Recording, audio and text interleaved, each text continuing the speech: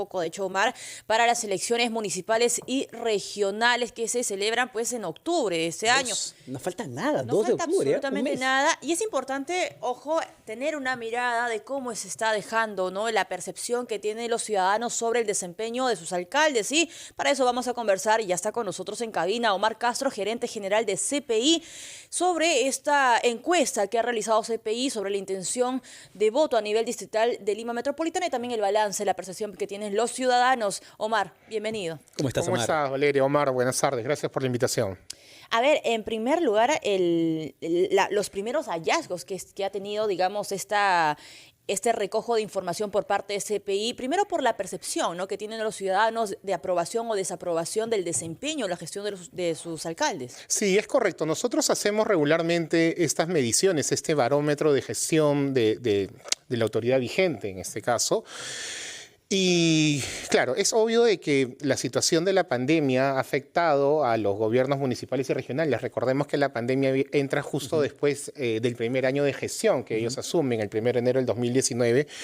Y es obvio que acá la gran mayoría, en este primer grupo que hoy día presentamos acá en RPP, de autoridades está la desaprobación por encima de la aprobación. De este grupo, por ejemplo, solo hay 2 distritos en Lima, San Isidro y Surquillo, que tienen la aprobación por encima de su desaprobación. Es decir, Omar, están jalados, la mayoría de alcaldes que han sido medidos para esta encuesta por CPI están jalados. Pero ¿cuáles son las razones? Bueno, las razones fundamentalmente hoy día es que recordemos que hace ya los años atrás, la inseguridad ciudadana no había sido un tema exigente por parte del vecino, ¿no?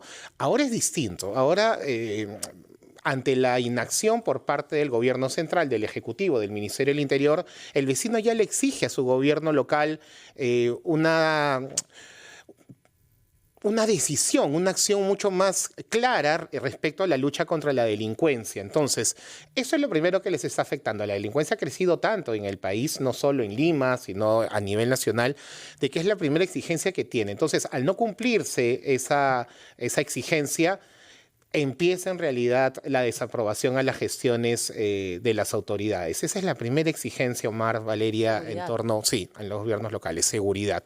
Luego, obviamente, limpieza pública, el tráfico, pero fundamentalmente hoy día podríamos decir de que un 79% del país, en cada ciudad del país, en cada distrito, en cada provincia, está exigiéndole acciones claras para enfrentar a la Y delincuencia. Omar, eso va en línea con diferentes encuestas de opinión pública donde se le mide y se le pregunta a la gente a nivel nacional qué es lo que más le preocupa y la gente lo que te dice es, le preocupa que no le roben, que no lo maten. Es correcto. Y esto, Omar, Valeria, viene desde ya hace quizás unos 4 o 5 años atrás. En pandemia esto cambió un poco porque la exigencia, Claro. tanto nacional como local, era la salud, recordemos, ¿no? Y en otros momentos en los cuales ha habido una crisis económica, era el desempleo, ¿no?, el alza de los precios. Pero hoy el problema principal del país en cada localidad es la inseguridad ciudadana. Y ya se ha vuelto hoy una exigencia, a pesar de que, sinceramente, como lo dicen algunos candidatos hoy, no es una tarea que tenga que ver los gobiernos locales. Esto lo tendría que ver el Ministerio del Interior y de alguna manera por medio de los serenazgos el gobierno local podría apoyar en la lucha contra la delincuencia. Pero se ha vuelto ya parte del discurso de campaña y de la promesa que están haciendo hoy día los candidatos. Claro, porque como mencionabas, los vecinos ya están mirando a su alcalde y están mirando al presidente y decirle, ya, ¿quién me cuida?, ¿no? Porque Es correcto. Si antes de la pandemia o durante la pandemia mi preocupación era la salud y que no me faltara un plato de comida o mi trabajo, ahora es la seguridad. Y me llama mucho la atención porque el nivel de desaprobación, el más alto, me parece, en este primer recojo que hace CPI, es en San Juan de Lurigancho, que es el distrito más poblado, que supera el 83%. Ahora, también hay otra mirada en el gobierno regional de Loreto, que nuevamente supera el 83%. ¿Es allí? ¿Es la piedra angular? ¿Nuevamente sigue siendo la inseguridad en Loreto? Sí, por supuesto, sigue siendo la inseguridad ciudadana también. En realidad, Valeria, como te digo, en todo el país. Ajá. En todo el país la inseguridad ciudadana hoy día es el problema principal y es la exigencia principal en estas elecciones municipales y regionales. Omar, te pedimos unos instantes. Omar Castro, Sobre otro punto importante que recoge Nomar en esta encuesta que realiza CPI, que tiene que ver ya cómo va avanzando la campaña. Falta prácticamente un mes, no parece que calienta mucho. ¿Qué es lo que dicen los vecinos sobre por quién votar, sobre sus preferencias y por último, si están informados o no debidamente de quiénes son sus candidatos para cada uno de los distritos? Sí, es correcto.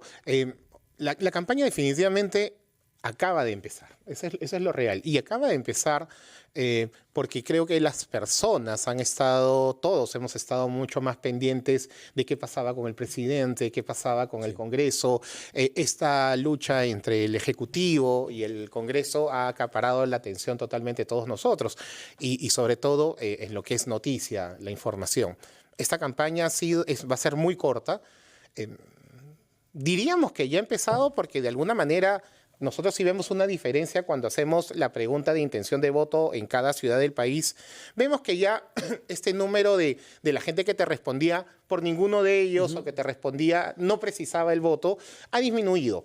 Hace aproximadamente un mes y medio, 50 días, Omar Valeria, ese número de los que decían ninguno de ellos y que respondían no precisa, llegaba a un 60-65%. Es decir, estábamos hablando prácticamente de un 35% de los vecinos que habían decidido por algún candidato. Hoy estamos hablando de un 60% aproximadamente de gente que ha decidido su voto en este mes.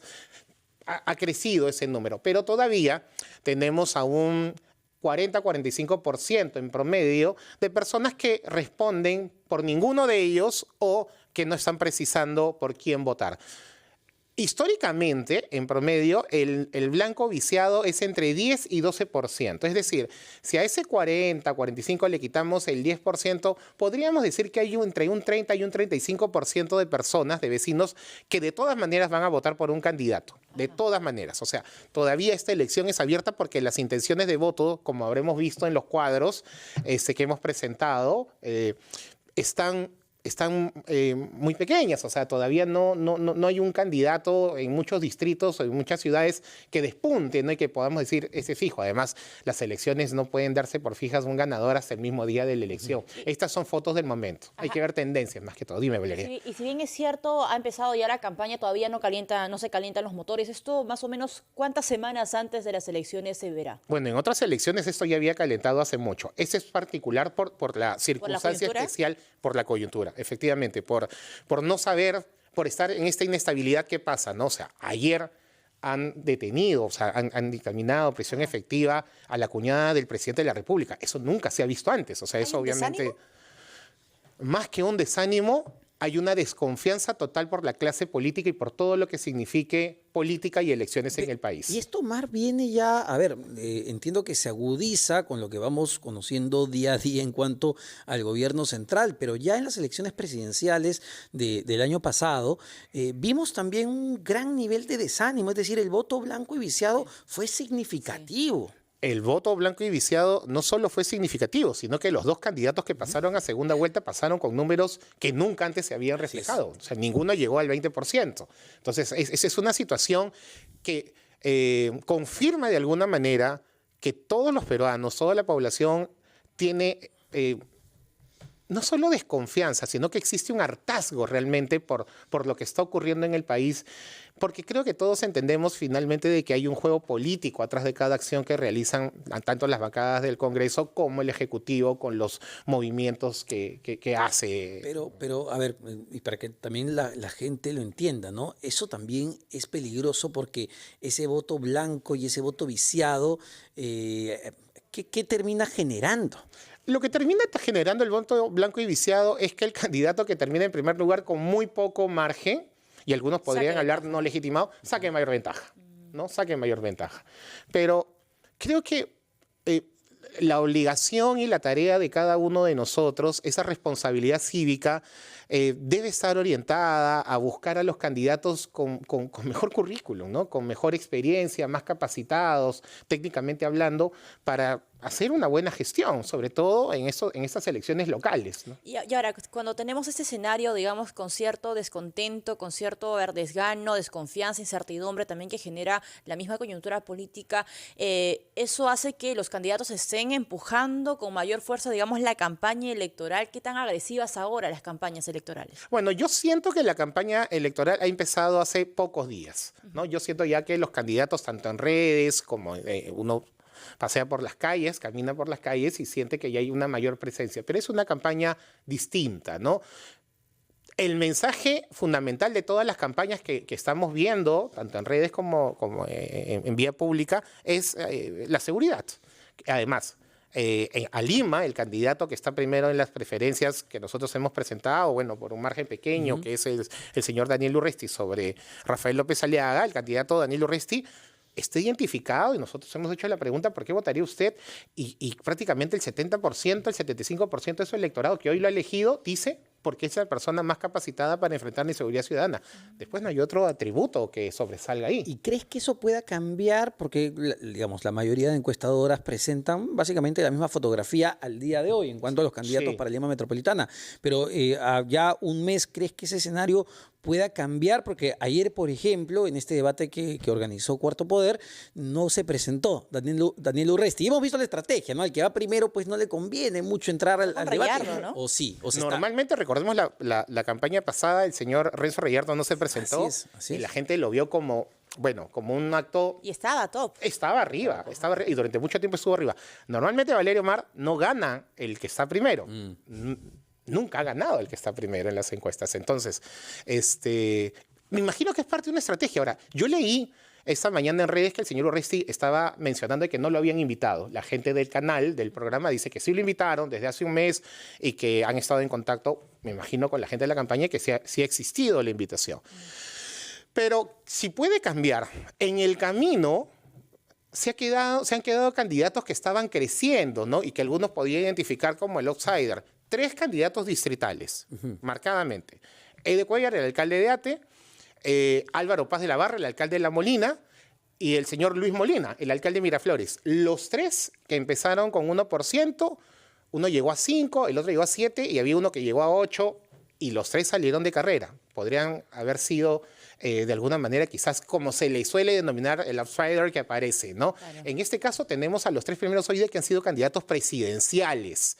Entonces, ¿no? Claro, que tienen un mayor conocimiento y que vienen con una campaña muy fresca de hace un año. O sea, no más de un año. Entonces, son candidatos que ya tienen presencia mediáticamente y que de alguna manera ver que viene alguien atrás, creo que ha salido mucha gente que parecía que podían aparecer en la elección o con posibilidades, que ha salido de la contienda, ¿no? Claro. Pero ahora veamos qué es lo que ocurre ahí, ¿no? ¿Qué nos depara el destino? Vamos a ver, porque en algunas semanas nada más, Omar, esto puede cambiar completamente la figura o el ajedrez político que siempre separa momentos. En las encuestas que hoy día, bueno, hemos compartido con ustedes, me imagino que ustedes las colgarán en las redes de manera oficial, hay distritos que tienen alguna ventaja mucho mayor el primer lugar sobre otro, pero sigo diciendo que todavía no está nada dicho, ¿no? O sea, se tiene que trabajar bastante.